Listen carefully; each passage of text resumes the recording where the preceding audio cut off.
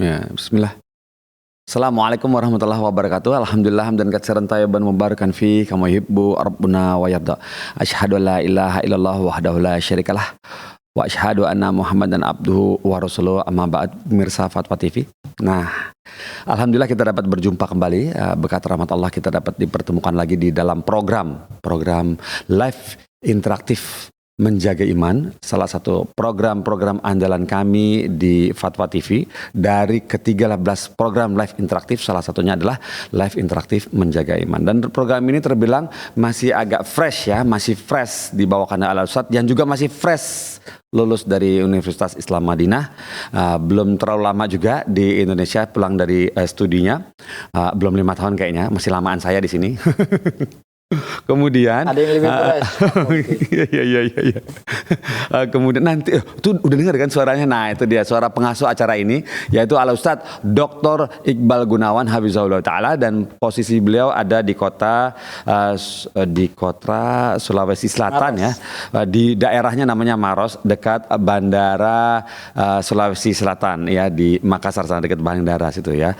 Jadi dekat kalau mau terbang ke Jakarta ya. Barakallahu fikum. Nah, pemirsa Fatwa TV, perlu kami umumkan lagi, selang tidak berapa lama lagi, insya Allah kita dipertemukan Allah di bulan yang mulia, bulan yang penuh berkah, bulan yang kita tunggu-tunggu, yaitu bulan Ramadan.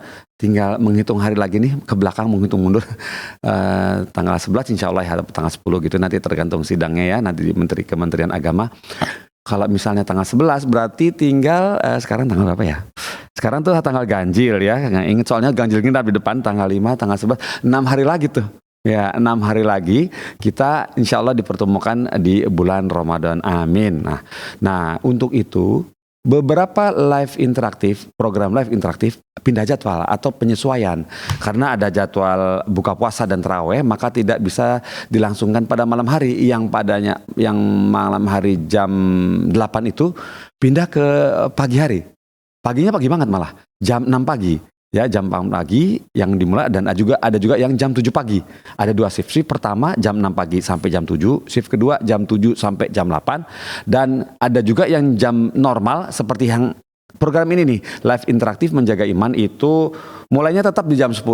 Al Ustadz yang mengasuh acara ini memilih tetap di jam yang sama amannya gitu, karena memang perbedaan waktu yang cukup lumayan ya, 1 jam antara Jakarta dengan kota Sulawesi Selatan, 1 jam ya, di Wita ya, waktu Indonesia bagian akhir. Bagian tengah bukan akhir, bagian tengah ya, bagian tengah. Barakallahu fikum. Jadi untuk live interaktif Menjaga Iman dicatat tetap jam 10. Jam 10 pagi hari Selasa, harinya nggak berubah, hari Selasa jam 10. Kecuali program-program lain yang akan kami umumkan sesuai dengan di jamnya, nanti akan diumumkan oleh pembawa acaranya masing-masing. Dan kemudian untuk telepon juga sudah, insya Allah, alhamdulillah kami sudah, Allah mudahkan nih, Allah memberikan kami untuk memudahkan pemirsa bertelepon kepada kami, tidak harus dengan biaya mahal. 021 212 32 333 masih bisa tuh nomor itu ya, 212 32 333, dan tambah satu lagi dengan nomor telepon WhatsApp. Telepon ya, jangan kirim pertanyaan di situ, di WhatsApp telepon, karena sudah murah ya. 0821 7000 6087 itu ya, 0821 7000 6087, di save. Sebelum menelpon kami, save dulu dong nomornya. Jadi cepet nanti, biar nggak balapak, biar nggak ketumpuk-tumpuk, biar cepat masuk gitu ya. Barakallahu fiikum. Itu saja yang akan kami sampaikan. Dan bagi mereka yang ingin tahun dakwah bersama Fatwa TV, sudah kami sediakan itu nomor rekeningnya di layar. Monggo disaksikan. Kami tunggu kabar baiknya untuk dieksekusi. Jazakallahu khairan atas perhatiannya. Ini nomor rekeningnya, dan alhamdulillah kita tidak berpanjang lebar. Sekarang saatnya kita bertemu Ustadznya. Assalamualaikum warahmatullahi wabarakatuh. Ustazuna, Ustadz Dr. Iqbal Gunawan. Ustadz, gimana kabarnya? Waalaikumsalam warahmatullahi wabarakatuh. Gimana kabar untuk Ustadz di sana, Ustadz? Alhamdulillah. Ya alhamdulillah, khairan. Alhamdulillah Ustaz, kamu juga di sini alhamdulillah baik. Kami bersyukur kepada Allah dan berterima kasih kepada antum yang meluangkan waktunya di tengah antum memimpin pondok, di tengah antum juga berdakwah di sana, juga berorganisasi MUI di sana ya Ustaz ya. Barakallahu fikum. Masya Allah kami senang sekali Ustaz. Masya Allah kami senang sekali ada tempat untuk bertanya ya Ustaz ya. Alhamdulillah. Ustaz, bagaimana PPDB di sana Ustaz? PPDB di Mahat antum Ustaz. Gimana Ustaz kabar Ustaz? Alhamdulillah ini udah 130 pendaftar. Wih, masya Allah, barakallahu fiikum. Anak kan pernah ke sana, Ustaz. Anak pernah ke sana. Itu Ya. Dari jalan utama masuk ke dalam tuh berapa kilo, Ustaz? Kurang lebih 9 kilo. 9 kilo Dari nggak jauh jalan lah. poros. 9 kilo nggak jauh. Iya. 9 kilo nggak jauh. Dan nggak macet pula ya saat di sana ya.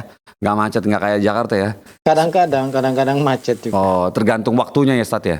Iya. Oh iya ya. Tapi kan beda arah kan antara bandara sama pondok beda arah kan, Ustaz. Iya. Beda arah ya dari ya alhamdulillah jadi nggak ketemu sama mereka yang berlalu lalang menuju bandara nggak ketemu ya enggak ya alhamdulillah maksudnya ya masih terhindar dari lalu lintas bandara ya Ustaz barakallahu fiikum. Jadi udah 100 lebih ya Ustaz ya mendaftar ya. Kalau boleh tahu Alhamdulillah. Kalau boleh tahu berapa daya tampungnya Ustaz PPDB tahun ajaran 2024 2025?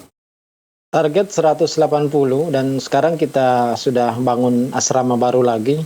Ya sebenarnya kita bisa muat lebih tapi itu aja udah banyak ya kalau tercapai.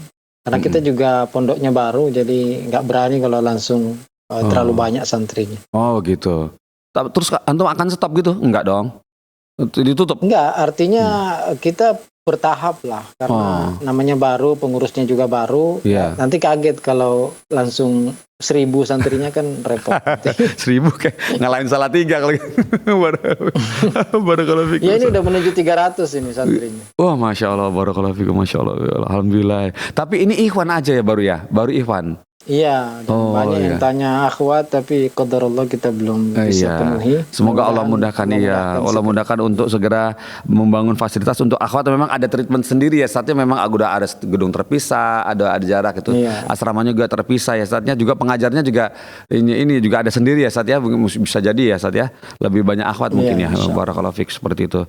Semoga Allah mudahkan saat ya. Bagi pemirsa, nah itu untuk pemirsa yang di daerah Sulawesi ya, Sulawesi Selatan atau misalnya Sulawesi Tengah, kalau memang mau di sekitar Sulawesi mau menyalahkan anak atau memasukkan anak ke pondok, sudah ada di Kota Maros itu di Sulawesi Selatan di bawah asuhan Dr. Iqbal Gunawan bermanhaj salaf sekolah SMP ya, SMP SMA ya.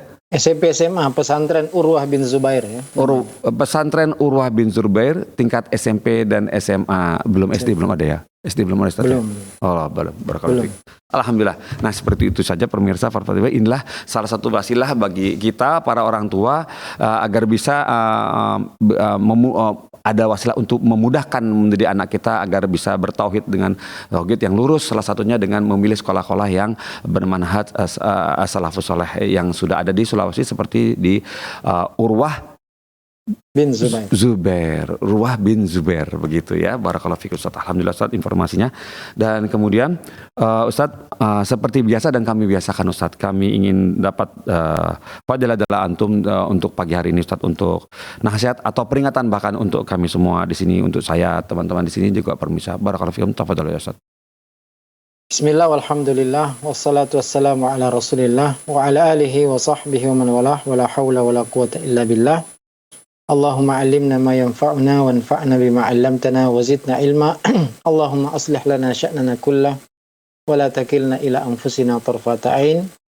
Pemirsa Fatwa TV dimanapun Anda berada, alhamdulillah puji syukur kita panjatkan kehadirat Allah Azza wa Jalla atas segala nikmat, karunia, hidayah, inayah dan taufiknya kepada kita semua sehingga kita masih di atas keimanan, di atas keislaman, dan kita berusaha untuk selalu berada di atas sunnah Nabi Sallallahu Alaihi Wasallam sampai ajal menjemput kita.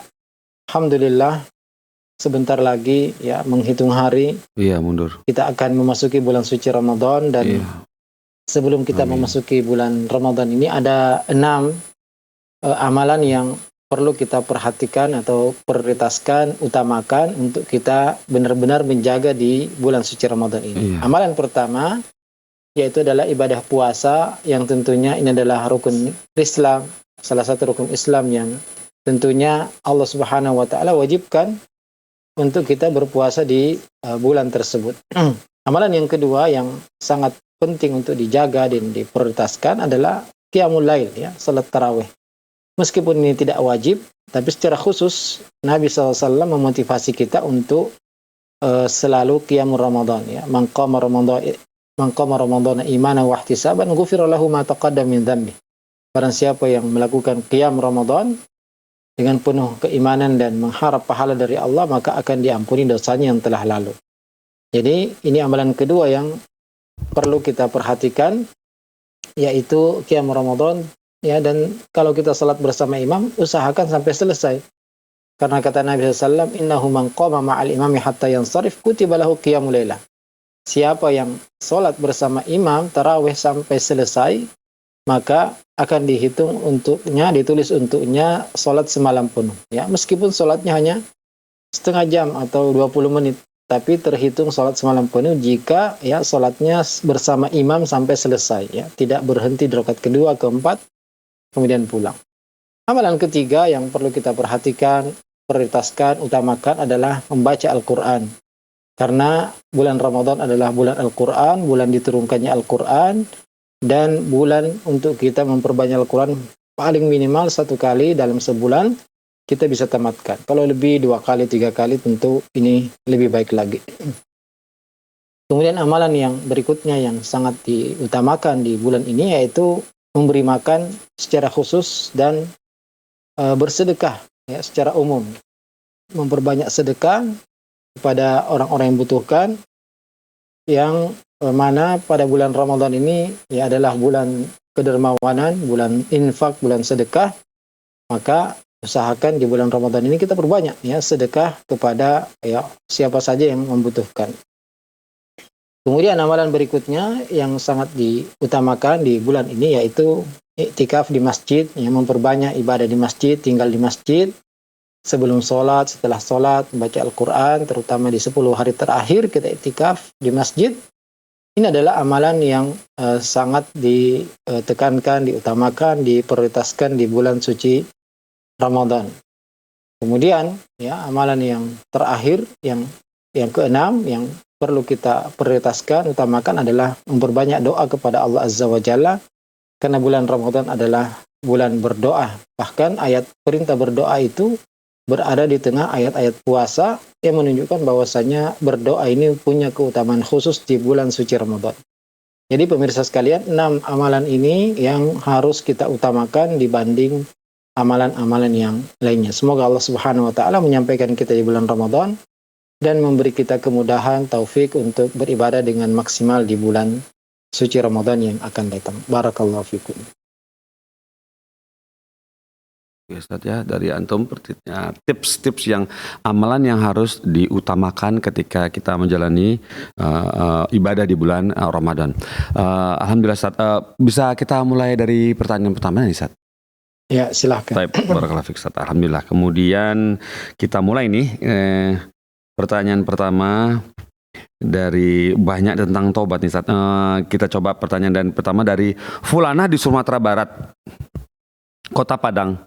Begini bunyinya, bismillah, afan Ustaz Iqbal. Ustaz, bagaimana caranya seseorang bertaubat dari sikapnya yang selama ini ketika ada musibah selalu berkeluh kesah dan tidak sabar, Ustaz? Barakallahu fikum, Ustaz. Jazakallahu khairan.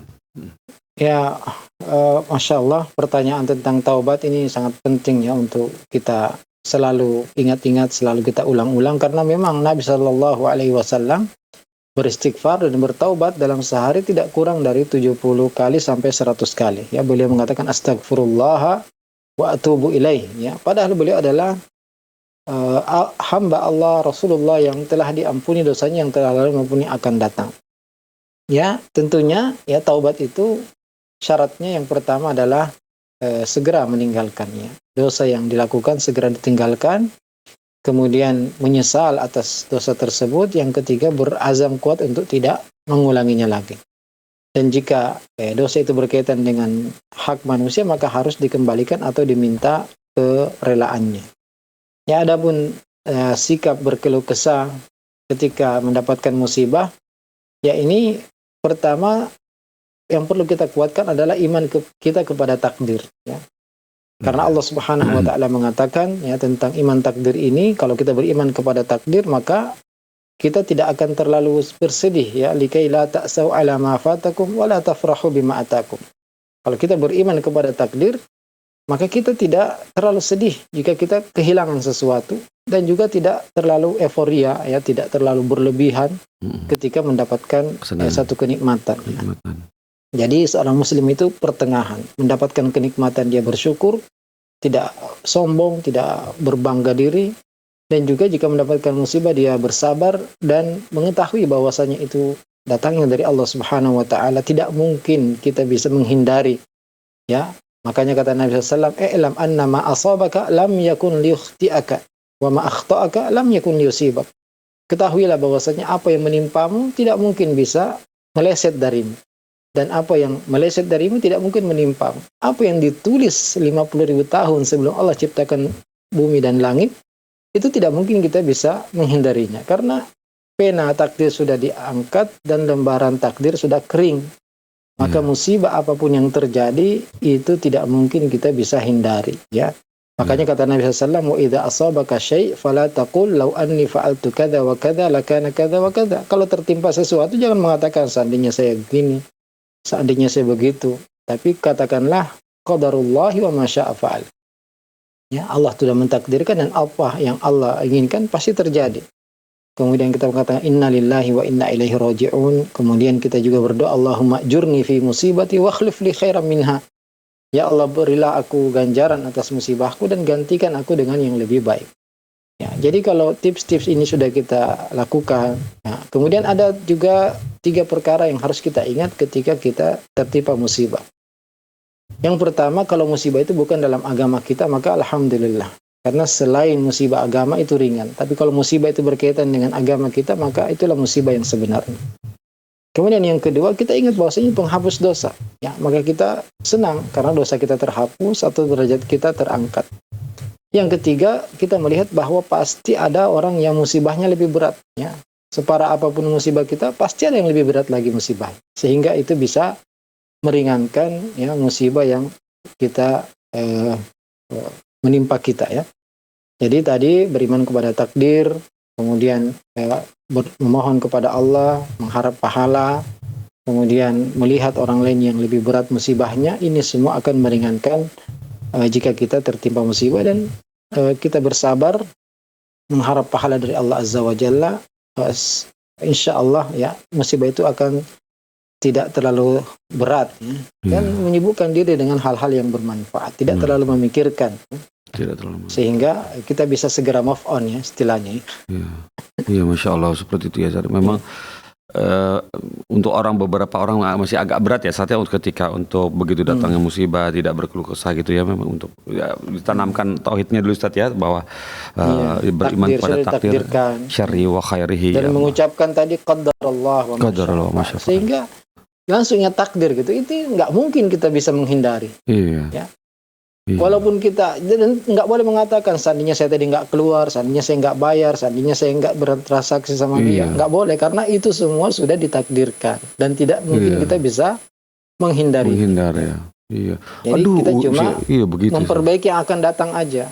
Iya. Waduh, hujan tahu gitu berangkat dari tadi gitu kan, seperti kayak gitu. Itu nggak boleh. Memang takdirnya berangkatnya pas kehujanan atau hujan takdirnya udah terlambat. Hujan lagi disalahin. Hujan lagi disalahin. Padahal kalau hujan kan doanya Allahumma sayyiban nafi'an. Semoga hujan ini hujan yang bermanfaat. Bermanfaat, ya, Masya Allah. Begitu Ustaz ya, begitu ya memang. Ya, insya Allah semoga kita bisa termasuk orang yang bisa dipahamkan untuk takdir, bahwa menerima takdir itu adalah keharusannya untuk orang yang beriman. Ya, membuat kita lapang dada. Iya, jadi ringan ya Ustaz ya. Ringan musibahnya. Ringan musibahnya, barakallahu fikum Ustaz. Alhamdulillah seperti itu.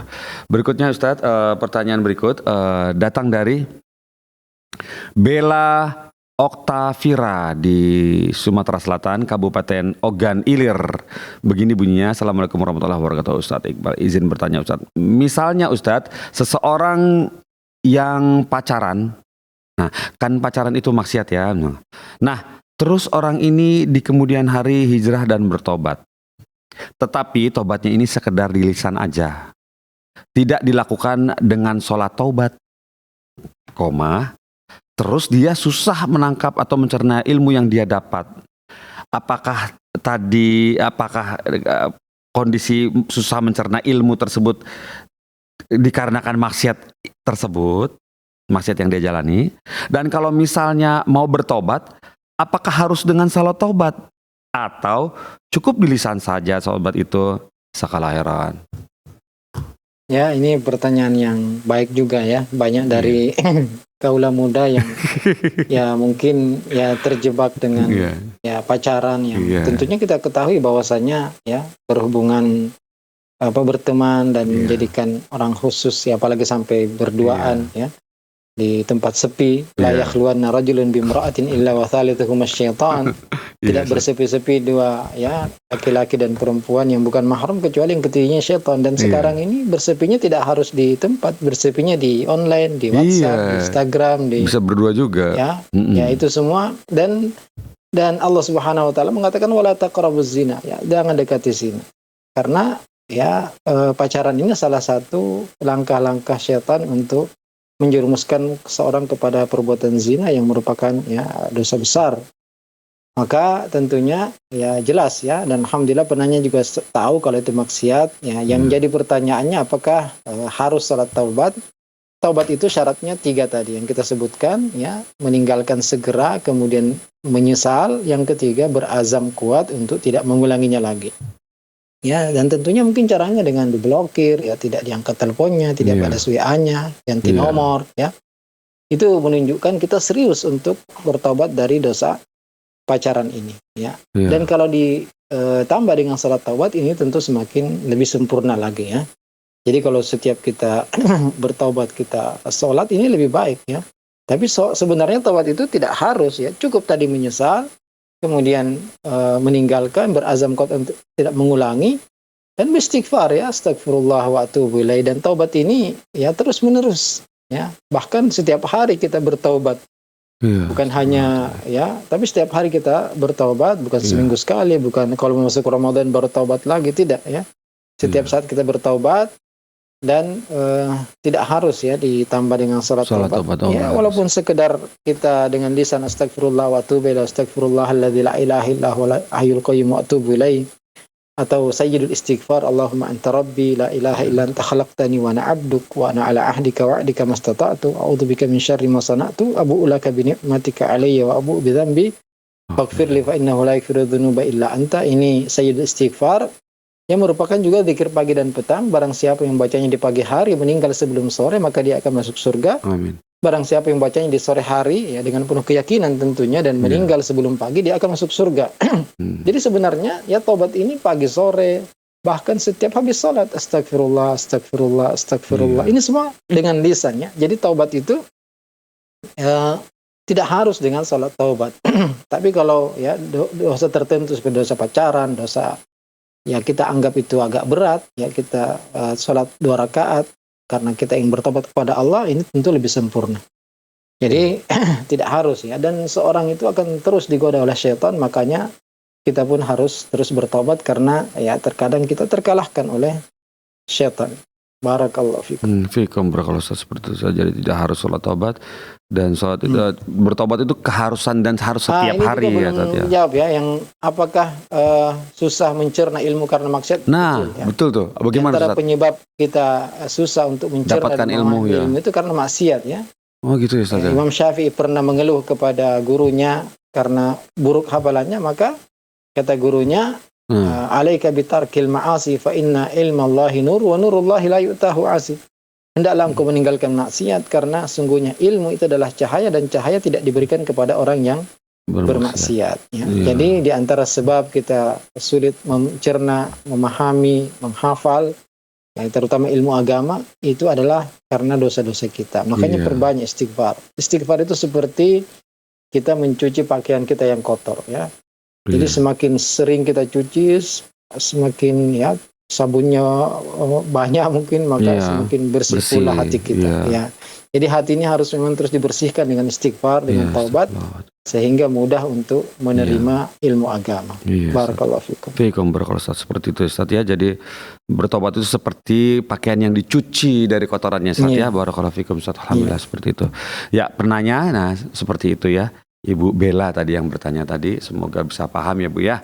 Dan ini sudah ada telepon masuk. Sekarang kita coba sapa nih. Sekarang dari Ibu Lilis di Tangerang. Ya, Assalamualaikum Fatwa TV. Ya. Assalamualaikum warahmatullahi wabarakatuh, Ustadz. Waalaikumsalam warahmatullahi wabarakatuh. Silakan Ibu Lilis, mau ditanyakan apa yang Ya. ditanyakan silakan disampaikan. Ya, baik-baik. Ini Ustadz, ada titipan dari saudara, ya Ustadz ya. Terkait dengan ini Ustadz, apalagi menjelang Ramadan ini yang semua aktivitas terutama ibadah itu kan dilipat gandakan ataupun di luar ibadah juga ya Ustadz ya. Nah, ini terkait dengan ada teman bertanya, ketika ini teman itu kan usianya itu lebih dibandingin yang lainnya lebih umurnya lebih dan ilmunya juga sedikit lebih gitu kan. Nah, jadi si teman ini selalu menjadikan curhatan Ustadz. Curhatan untuk ngambil ada yang curhat nanti dia mungkin sedikit ngasih solusi kayak gitu Ustadz ya gitu kan. Nah, atau terkadang juga ada suatu permasalahan yang dia pun ngelihat beberapa temannya itu tidak bisa untuk menegur si B misalnya yang sedikit mungkin agak kita sama-sama dalam suatu alhamdulillah dalam suatu pengajian yang memang kita di salafi gitu Ustadz ya. Tetapi ada yang sedikit-sedikit mungkin kok ini agak sedikit melencong gitu teman ini ya Ustadz ya. Nah, terus beberapa teman itu sudah tahu tetapi tidak berani untuk meluruskan dalam artian kayak gitu. Nah, si yang tadi lebih umurnya lebih dan sedikit ilmunya juga lebih. Nah, itu dia menjadikan curhatan juga untuk mungkin untuk menegur atau bertanya gitu untuk memperbaiki gitu. Nah, ini batasan-batasannya antara curhat dan gibah itu sejauh mana ya Ustadz ya? Nah, itu agar kami tidak terjerumus atau tidak termasuk dalam hal itu.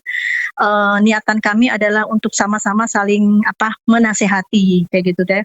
Ketika ada kebaikan kita nasihati, tetapi ini di perasaan kami itu sedikit agak ini kalau tidak bisa kita amanahnya itu akan melencong ke antara gibah dan mungkin fitnah gitu Ustadz. Nah, itu Ana dan mungkin teman Ana pun meminta mungkin panduannya sedikit batasannya ya Ustadz ya untuk kami bisa lebih berilmu. Itu aja mungkin Ustadz ya. Syukron, jazakallah khair. Wassalamualaikum warahmatullahi wabarakatuh. Waalaikumsalam warahmatullahi wabarakatuh. Terima kasih Ibu Lilis sudah telepon ke Fatwa TV. Tafadhal Ustadz jawabannya. Ya, Masya Allah. Ya, semoga diberi keistiqomahan ya untuk selalu mengikuti kajian-kajian Islam dan perdalam. Namanya juga ibu-ibu ngobrol pengetahuan agama kita ya. Dan memang sering terjadi ya kalau kadang-kadang dan ini memang sering melewati batas juga ya. Tadinya niatnya untuk perbaiki tapi malah kelewat ya. Karena ghibah itu adalah dzikruka akhaka bima yakrah. Ya, engkau menyebutkan tentang saudaramu apa yang dia tidak sukai. Jadi kalau itu tidak dia sukai, maka tidak boleh kita menyebutkan. Alhamdulillah yang seperti ini ya sebenarnya tidak harus menyebutkan nama ya.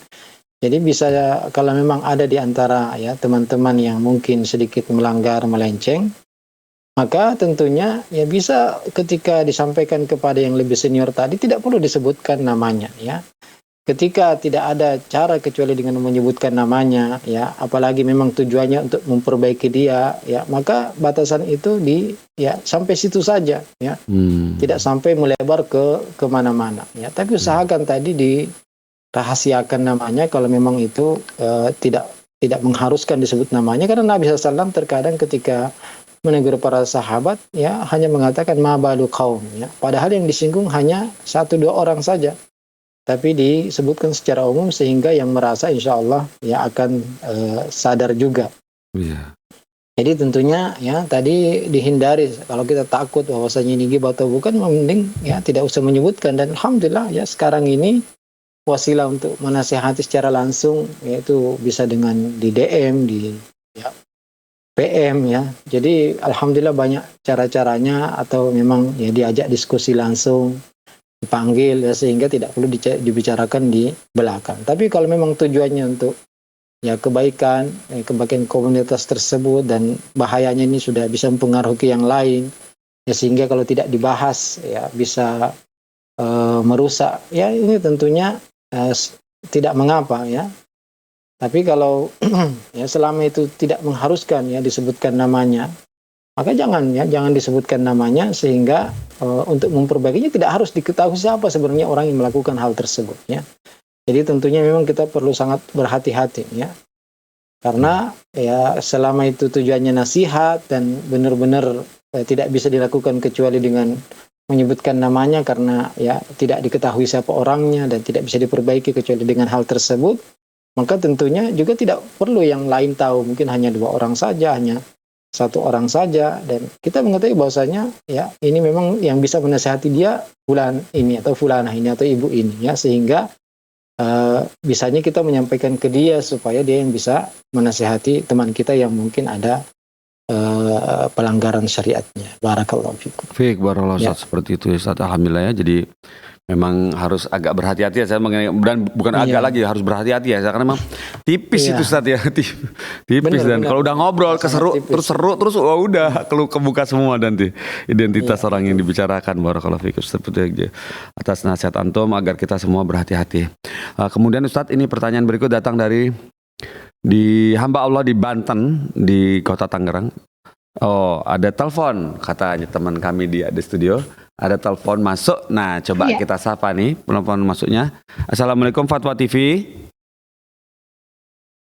Assalamualaikum warahmatullahi wabarakatuh. Oh iya, waalaikumsalam warahmatullahi wabarakatuh. Ya, saya kenal suaranya, Umu Yodi ya di Pekanbaru ya. Iya. Ya, silakan Iya, Ibu disampaikan pertanyaannya. Iya. Baik. Assalamualaikum Ustaz. Waalaikumsalam warahmatullahi wabarakatuh. Izin melanjutkan pertanyaan dari member WhatsApp di Rosa, Ustaz. Begini Ustaz, bagaimana cara membayar kafarat puasa ketika sudah berlalu beberapa tahun dan belum ditunaikan? Apakah kafarat dikalikan dengan hitungan tahun, seumpama sudah berlalu 3 tahun? Jika mampunya memberi makan 60 orang fakir miskin, apakah 3 dikali 60? Terus berapa besaran yang harus dikeluarkan per orang? Fidyah ya, ini berarti Udah Ustaz, itu fidyah. aja Kenapa? pertanyaannya. Kenapa sebabnya dia tidak puasa? Karena apa? Oh, Sengaja tidak kafarat puasa. Ustaz. Berarti dia melakukan mungkin hal yang membatalkan puasa di saat bulan Ramadan. Apa itu? Makan minum atau berhubungan badan? Berhubungan kayaknya Ustaz. Oh, kalau berhubungan badan maka kafaratnya berat itu, ya. Iya Ustaz. Puasa 2 bulan berturut-turut, atau merdekakan budak, atau memberi makan 60 orang miskin ya. Iya. Itu pertanyaannya. Iya, itu sudah berlalu 3 tahun yang lalu Ustaz. Ya, tapi belum Sekarang mungkin sudah ada uangnya, mau ditunaikan. Iya. Oh, baru ada uangnya. Ya. Bagaimana caranya Ustaz? puasa, Bu, ya. Jadi puasa 2 bulan berturut-turut ya. Puasa 2 bulan berturut-turut ya, kecuali kalau udzur sakit atau mungkin bertepatan dengan ya waktu haram umpamanya berpuasa, maka itu seperti lebaran, Idul Adha umpamanya. Itu bisa diselingi, tapi kalau tidak ada udzur maka dia harus berturut-turut 2 bulan berpuasa, dan jika tidak mampu maka ya merdekakan budak, atau memberi makan 60 orang miskin. Miskin. Iya. Iya. Jadi berat Itu, Ustaz. para orang yang ya berhubungan badan di siang hari di bulan Ramadan. Ini kalau untuk dikali Ya, tiganya Ustaz, untuk dikali tiganya karena sudah 3 tahun. Ya, Iya, enggak, karena dia belum kafarah, ya dilakukan aja sekarang kalau dia sudah mampu. Ya. oh begitu. Ya baiklah. Baik Ustaz, syukron, jazakallah khairan. Iya. Assalamualaikum. Waalaikumsalam warahmatullahi wabarakatuh. Terima kasih sudah telepon ke Fatwa TV, Umu Yodi. Barakallahu fiik, semoga bisa jelas ya seperti itu Ustaz. Jadi berat ya hukumannya Ustaz ya untuk Ya, pertama itu korokobah ya. Jadi mereka kan budak, tapi sekarang ini kan susah ya cari budak. Iya, Maka tentunya puasa 2 bulan berturut-turut. Iya. Kalau juga tidak mampu maka memberi makan 60 orang miskin. Ya. Jadi urutannya pertama mencari budak, tapi Iya. ya kita tahu susah ya Iya. di zaman kita ini. Kedua, Maka yang kalau tidak mampu, tidak ada budak maka puasa 2 bulan berturut-turut. Dan jika tidak maka tidak mampu juga maka memberi makan 60 orang miskin. Iya. Ya. Takaran kasih makan orang miskin itu satu orang satu porsi atau sampai kenyang itu bagaimana? 30 ya 30 sok berarti dibagi 2 ya sekitar 1,5 kilo lah setiap orang miskin. Oh, Ya. paham. Seperti 1,5 kilo. Iya. Iya, Setiap orang beras, ya. miskinnya 1,5 kilo beras. Ya. Oh gitu, 1,5 kilo untuk 1,5 kilo satu orang 1,5 kilo beras dikali Iya, 3. kalau 30 sok berarti ya itu cukup itu untuk 30. Itu 1,5 dikali 60 ya Ustaz ya?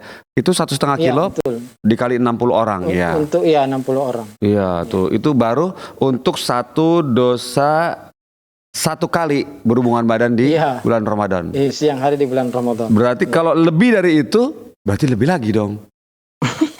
Wah ya. Kalau jangan dia main-main. belum maka sekali aja cukup. Tapi kalau sudah terus diulangi lagi maka Kena lagi.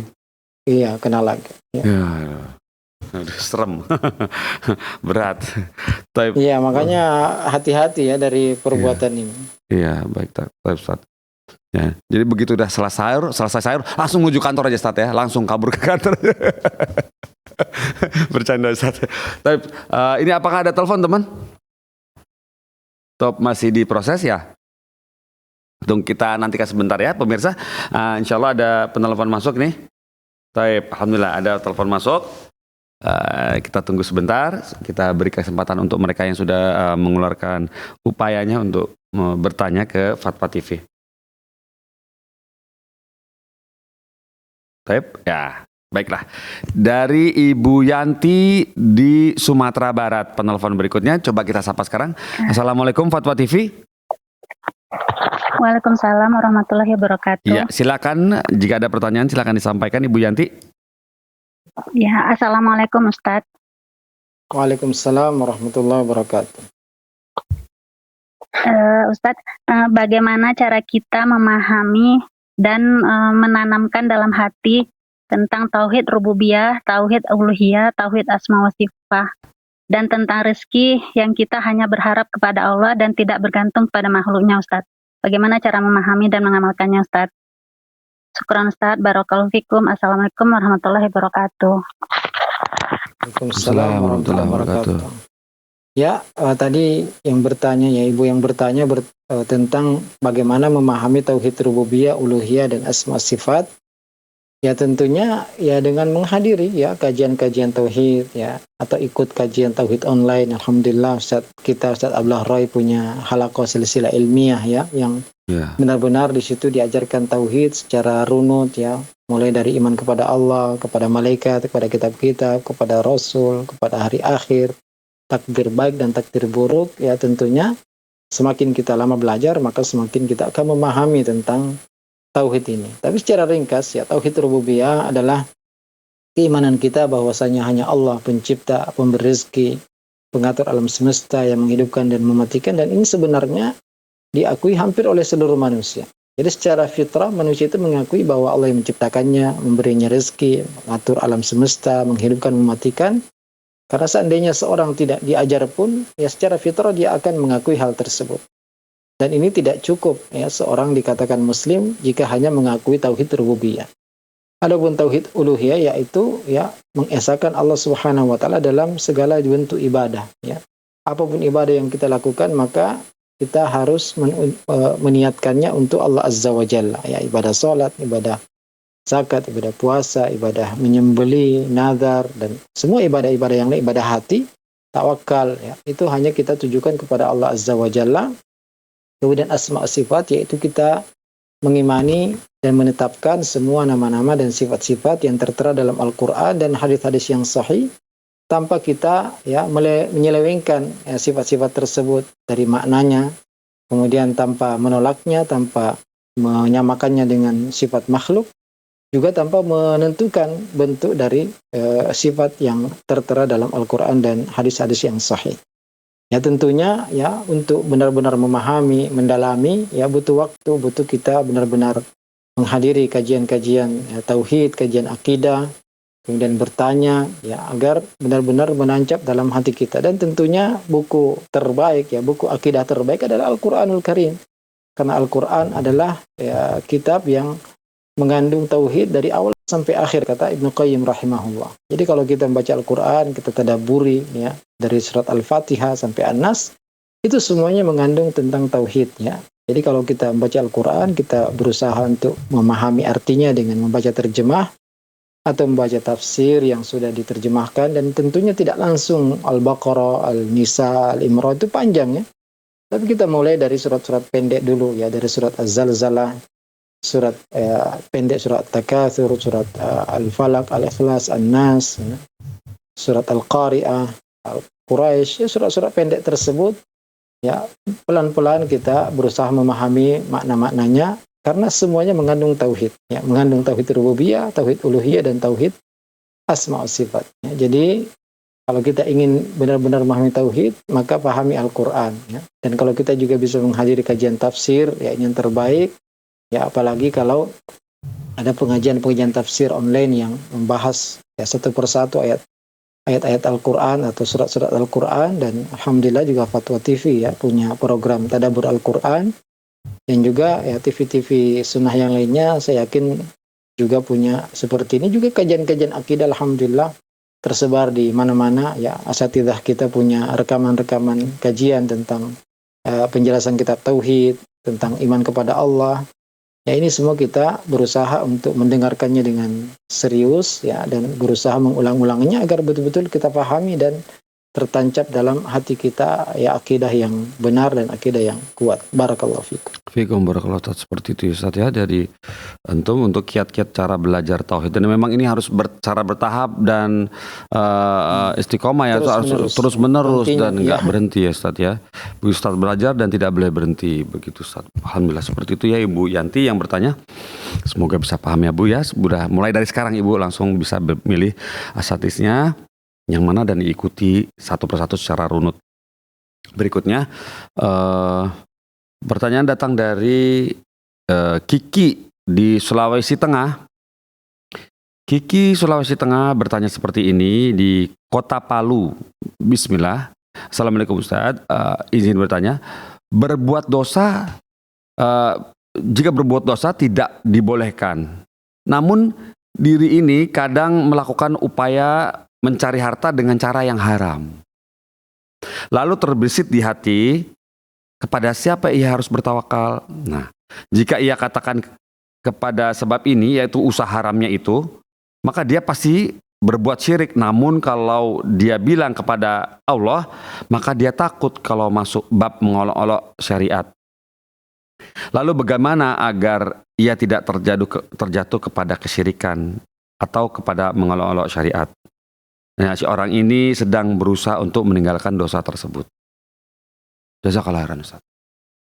Ya, agak ribet sedikit. Tentunya kita diperintahkan untuk berusaha, bekerja, mencari nafkah, tapi dengan cara yang halal ya. Jadi alhamdulillah yang halal itu jauh lebih banyak ya, dan yang haram itu hanya sedikit.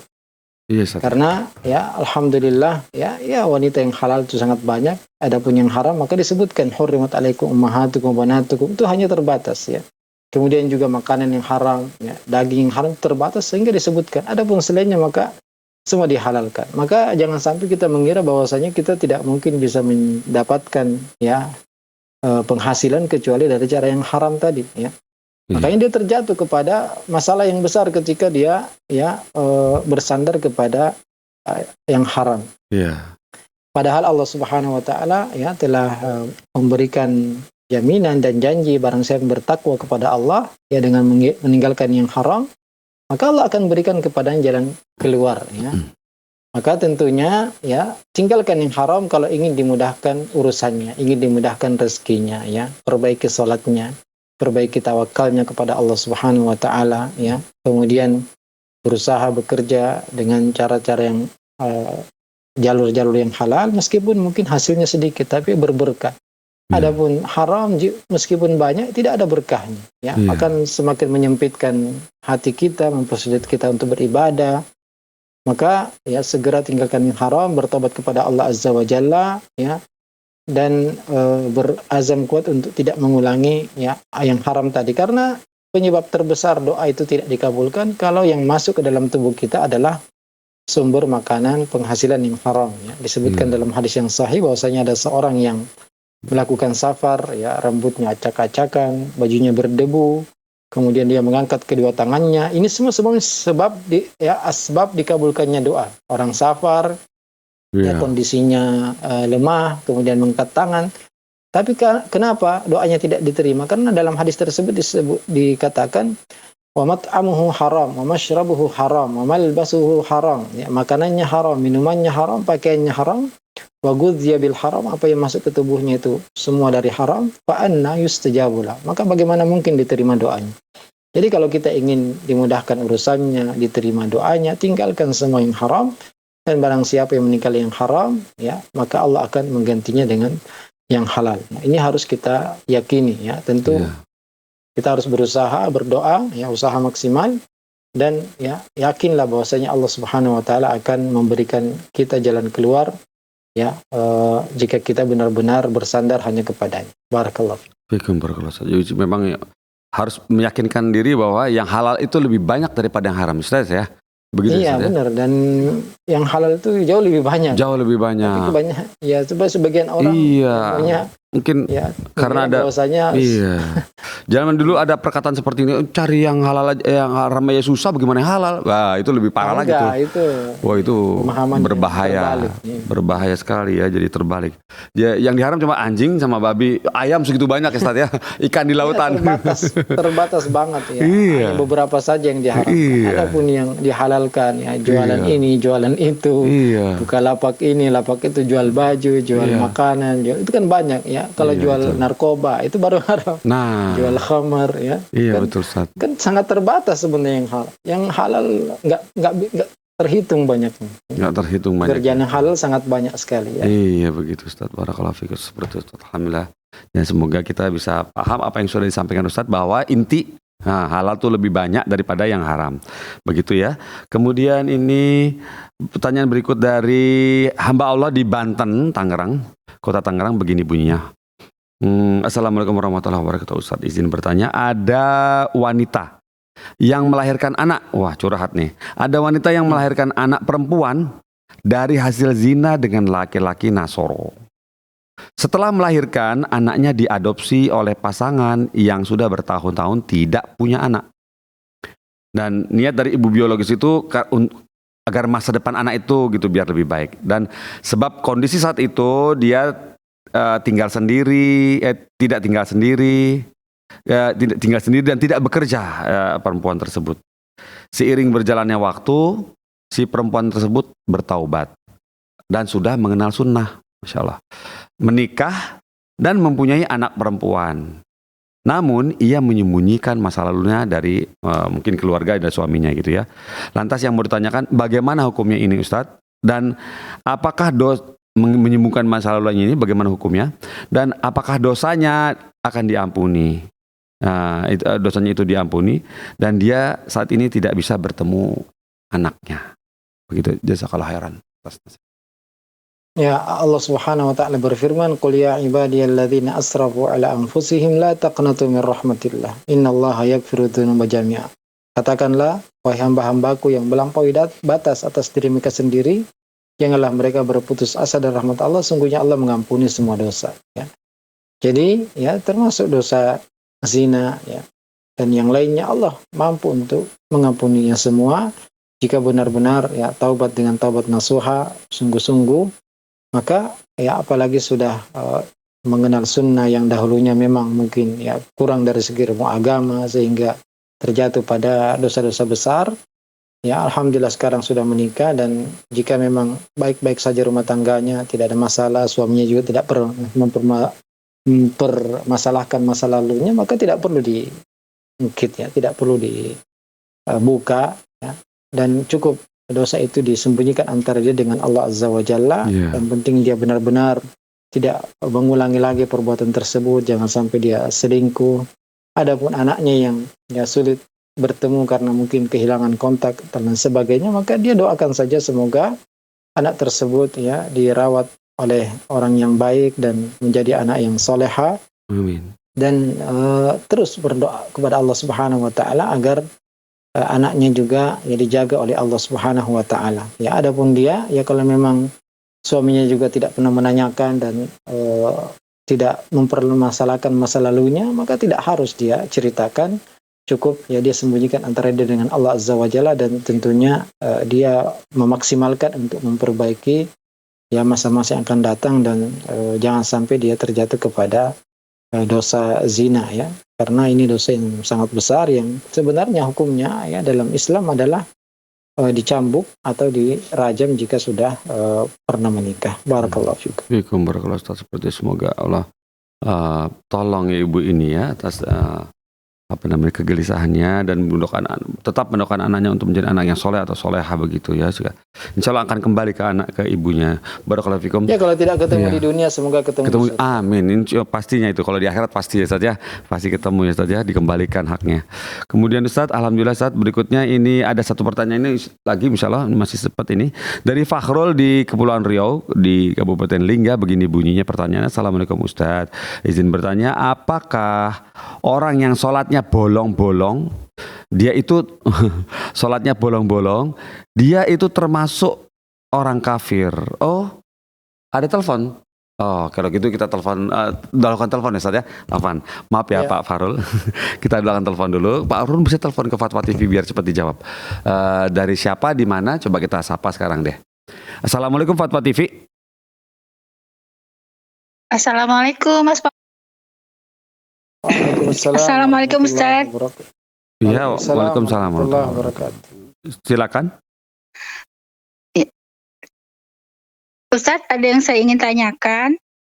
Ini suami saya sepertinya bulan Ramadan ini dikhawatirkan tidak bisa berpuasa, Ustaz. Kemarin sudah dilatih untuk berpuasa Senin Kamis. Cuman hanya bertahan jam 10. Itu badannya sudah gemeteran Ustaz. Karena ada penyakit Ustaz yang penyakit ya. Karena ada penyakitnya Ustaz. Kemarin sempat dirawat beberapa bulan yang lalu. Kemudian kemungkinan sembuh masih jadi ada ya? Kemungkinan Ustaz, tapi akhir-akhir ini setelah pulang dari rumah sakit itu Ustaz, jadi perutnya itu nggak bisa kosong Ustaz. Jadi harus diisi setiap kalau kosong langsung ke tangannya itu gemeteran. Nah kemarin saya coba dilatih untuk puasa Senin Kamis dulu. Dilatih cuma sampai jam 10 langsung gemeteran gitu Ustaz. Gimana solusinya ya Ustaz? Mohon penjelasannya Ustaz. Ya. Terima kasih Ibu sudah telepon ke Fatwa TV. Jazakallah khairan Ustaz. Wa iyaki. Ya. Jadi Ibu yang bertanya ya, sakit itu tidak satu kondisi ya. Ada sakit yang berat berpuasa dan bahkan berbahaya, atau kalau tidak berbahaya maka tetap dianjurkan untuk berbuka ya. Kalau dia berat berpuasa tapi tidak berbahaya, maka tetap dianjurkan untuk berbuka. Tapi kalau ya mungkin kondisi yang ditanyakan ini adalah berat dan berbahaya ya, maka ini bisa jadi haram untuk dia berpuasa, karena ini bisa masuk dalam firman Allah Subhanahu wa taala, wala taqtulu anfusakum. Janganlah bunuh diri kalian.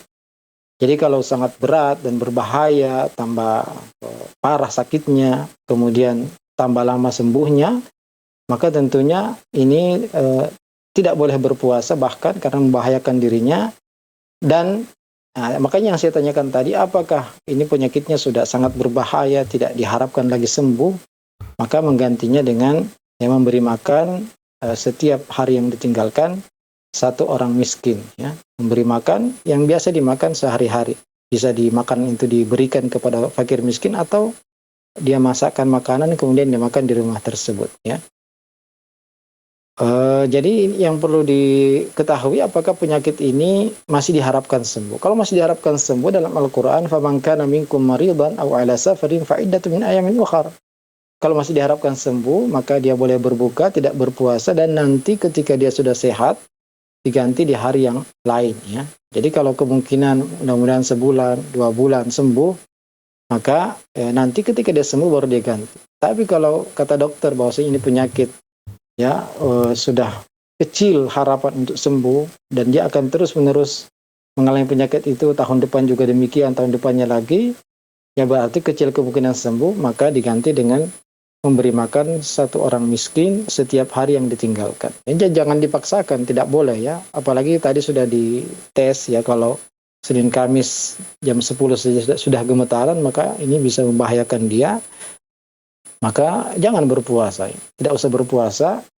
Dan ya, kalau memang vonis dokter ini sudah kemungkinan sembuh kecil, maka diganti dengan memberi makan setiap hari yang tinggal ke satu orang miskin. Tapi kalau kemungkinan, ya, sebulan lagi, 2 bulan lagi, 3 bulan lagi sembuh, ya, dengan terus berobat, maka nanti ketika sembuh baru diganti, ya, hari-hari yang dia tinggalkan berpuasa di hari tersebut. Nah, semoga Allah beri taufik kepada kita semua. Ya, Masya Allah, seperti itu Ustaz, ya. Barakallahu fikum Ustaz, seperti itu. Jadi malah jangan puasa yang begitu membahayakan Iya, kalau jiwanya, ya. Dan membuat tambah lama sembuh, ya. Iya. Maka jangan berpuasa karena ini bisa, ya, menjatuhkan diri kita ke dalam bahaya yang dilarang dalam agama kita. Ya. Iya, begitu Ustaz. Alhamdulillah. Barakallahu fikum Ustaz atas jawabannya kepada ibu yang bertanya tadi. Barakallahu fikum, semoga ibu bisa menemani suaminya, ya, untuk disemangati agar cepat sembuh, ya. Dirawat ibu suaminya, ditelatenin supaya bisa terkontrol, minum obat, ya, biar cepat sembuh dan bisa bayar hutang puasanya nanti di kemudian harinya. Barakallahu fikum Ustaz. Alhamdulillah Ustaz, dengan jawaban antum kepada yang ibu yang menelpon tadi, sementara ini menuntaskan acara kita di pagi hari ini Ustaz. Barakallahu fikum Ustaz. Alhamdulillah sudah banyak yang antum jawab, sudah banyak yang antum share ilmu kepada kami, dan kami sudah mengira banyak yang sharingkan faedah yang kami dapat hari ini. Barakallahu fikum Ustaz. Alhamdulillah. Untuk itu bolehkah acara ini kami tutup Ustaz? Ya, fadhal, jazakallahu khair. Wa iyyakum Ustaz. Barakallahu fikum Ustaz dan tim yang ada di sana. Pemirsa Fatwa TV, alhamdulillah rampung sudah di pagi hari ini. Semoga Allah mempertemukan kita kembali di pekan depan. Pekan depan sudah puasa insya Allah. Nah, jamnya tetap sama insya Allah. Jangan sambil nyemil, ya, sama telepon sini, jangan sambil nyemil kan nanti batal puasanya. Barakallahu fikum. Kita tutup dengan kafaratul majelis. Subhanallah wa bihamdik. Asyhadu an la ilaha illa anta astaghfiruka wa atubu ilaika. Wassalamualaikum warahmatullahi wabarakatuh.